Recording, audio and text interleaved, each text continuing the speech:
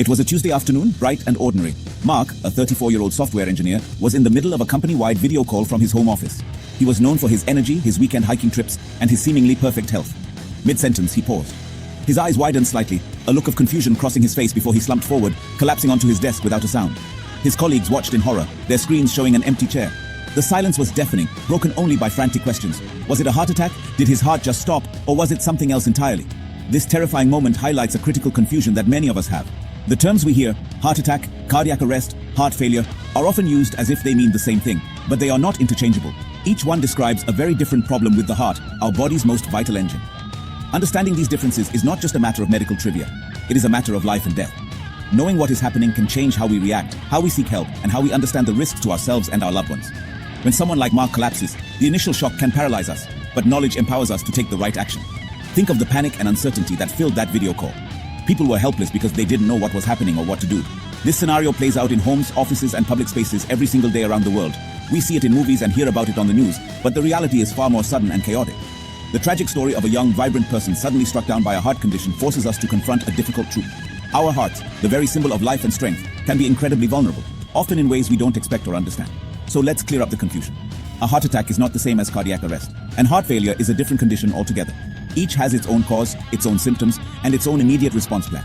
By demystifying these terms, we can move from a place of fear to a place of preparedness. We can learn to recognize the signs, understand the underlying issues, and most importantly, know what to do when faced with a true medical emergency. Mark's story is a wake-up call for all of us to learn the language of our hearts. Let's start with a heart attack. Imagine your heart is a house, and the coronary arteries are the plumbing pipes that bring it essential oxygen-rich blood. A heart attack is a plumbing problem. It happens when one of these pipes gets blocked, usually by a blood clot. This blockage stops blood from reaching a part of the heart muscle. Without that vital blood flow, the section of the heart muscle that is being starved of oxygen begins to die. The person is still awake and breathing. They might feel intense chest pain, pain in their arm, or shortness of breath. The heart is still beating, but it is under attack and being damaged. Now let's talk about heart failure. This is not a sudden event like a heart attack. Heart failure is more like a chronic power supply issue in the house. It means the heart muscle has become weak or stiff over time and can no longer pump blood efficiently enough to meet the body's needs. Think of it as a tired, overworked pump that just can't keep up with demand. This can happen for many reasons, including damage from a previous heart attack or long-term high blood pressure.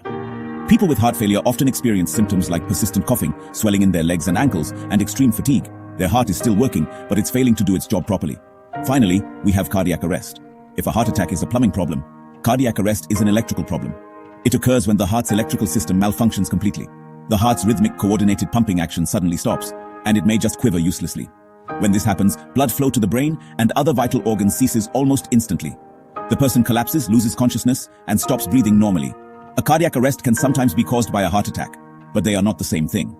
Cardiac arrest is an immediate, catastrophic shutdown of the entire system. Without immediate intervention, it is fatal within minutes. So, to put it simply, a heart attack is a circulation problem that damages the heart. Heart failure is a long-term pumping problem where the heart grows weak, and cardiac arrest is an electrical crisis that causes the heart to stop beating altogether. A person having a heart attack is awake and in pain. A person in cardiac arrest is unconscious and not breathing. Understanding this is the first crucial step. It helps us recognize what is happening and tells us why the emergency response for a cardiac arrest, starting CPR immediately, is so urgent and different from helping someone through a heart attack. It is a deeply unsettling trend that we are seeing in hospitals everywhere. More and more people under the age of 40 are being treated for heart attacks. This isn't supposed to happen. We used to think of heart disease as something that affected our parents or grandparents. But the reality has shifted dramatically. The lifestyles of today's young adults are creating a perfect storm of risk factors that are damaging their hearts much earlier in life. One of the biggest culprits is chronic stress. The constant pressure from work, finances, and the feeling of being always on raises stress hormones like cortisol, which in turn can increase blood pressure and inflammation, both of which are terrible for our arteries. Another major factor is the widespread neglect of sleep. Many young professionals and students pride themselves on surviving on just a few hours of sleep a night, but this comes at a steep cost. Sleep is when our body, including our cardiovascular system, repairs itself. A chronic lack of quality sleep is linked to high blood pressure, obesity, and diabetes, all of which are major gateways to heart disease. This is compounded by poor dietary habits. The convenience of highly processed foods, sugary drinks, and excessive caffeine, especially from energy drinks, puts an enormous strain on the heart and blood vessels over time, leading to blockages much sooner than we've ever seen before. We also cannot ignore the impact of our increasingly sedentary lives. Many young people spend their days sitting at a desk and their evenings on the couch. This lack of physical activity contributes to weight gain and weakens the cardiovascular system. The heart is a muscle, and just like any other muscle, it needs to be exercised to stay strong and efficient. When we don't move enough, our heart's health declines, making it more susceptible to problems. This shift away from active lifestyles is a silent but powerful driver behind the rise of early-onset heart issues. Finally, we are beginning to understand the post-COVID risks. Research has shown that even a mild case of COVID-19 can increase the risk of cardiovascular complications, including heart attacks and inflammation of the heart muscle. The virus can cause widespread inflammation and blood clotting, which can have lasting effects on the heart's health long after the initial infection has passed. For young people who may have felt invincible before, this adds a new and unpredictable layer of risk. The combination of stress, poor sleep, bad diet, inactivity, and post-viral inflammation is why young, seemingly healthy hearts are now facing a crisis. Your body often sends out signals, sometimes subtle, sometimes loud, long before a major heart event occurs. Learning to listen to these warnings can be the difference between prevention and a full-blown emergency. One of the most classic signs is, of course, chest discomfort. But it may not be the crushing pain we see in movies. It can feel more like pressure, squeezing, fullness, or a dull ache in the center of the chest that lasts for more than a few minutes or goes away and comes back. It is crucial to remember that any persistent discomfort in the chest area should never be dismissed as just indigestion or muscle strain without getting it checked. However, the warnings are not always in the chest. Pain or discomfort can radiate to other parts of the upper body. You might feel pain in one or both arms, the back, neck, jaw, or even the stomach. For women, these non-chest symptoms can be especially common and are often overlooked. Feeling unusually tired for no reason, nausea, or lightheadedness can also be red flags. If you suddenly break out in a cold sweat while experiencing any of these other symptoms, your body is screaming that something is wrong. These signs are your heart's way of telling you it is in distress and needs help. Another critical warning sign to watch for is shortness of breath. You might find yourself getting winded after doing something that used to be easy, like climbing a flight of stairs or carrying groceries. This can happen with or without accompanying chest discomfort. It's a sign that your heart may not be pumping blood efficiently enough to get oxygen where it needs to go. Similarly, unexplained and overwhelming fatigue that disrupts your daily life is a serious symptom. This isn't just feeling tired after a long day, it's a profound exhaustion that doesn't go away with rest. Finally, pay attention to symptoms like swelling in your legs, ankles, and feet, which can be a sign of heart failure. When the heart can't pump effectively, blood can back up in the veins, causing fluid to build up in your body's tissues. A persistent cough or wheezing that produces white or pink blood-tinged mucus can also be a symptom of fluid building up in the lungs due to heart failure. Ignoring these signals is a gamble no one should take. If you experience any of these warnings, please speak to a doctor. It's always better to be safe than sorry. Protecting your heart doesn't require extreme diets or grueling workout regimens. The most powerful changes are often the small, consistent steps you take every single day in the comfort of your own home. Let's start with what you eat. You can make a huge difference by simply focusing on adding more whole foods to your plate. Think colorful fruits and vegetables, whole grains like oats and brown rice, and lean proteins like fish and beans. At the same time, try to reduce your intake of processed foods, sugary snacks, and drinks. You don't have to be perfect, just aim for progress. Swapping one soda for a glass of water or adding a simple salad to your dinner is a fantastic start. Next, let's talk about movement. You don't need a gym membership to be active. The goal is to sit less and move more throughout your day. Aim for about 30 minutes of moderate activity most days of the week. This could be a brisk walk around your neighborhood after dinner, dancing to your favorite music in the living room, doing some gardening, or even taking the stairs instead of the elevator. Breaking it up into 3 10-minute sessions works just as well. The key is to find an activity you genuinely enjoy so that it becomes a habit you look forward to, not a chore you dread. Managing stress is another cornerstone of heart health.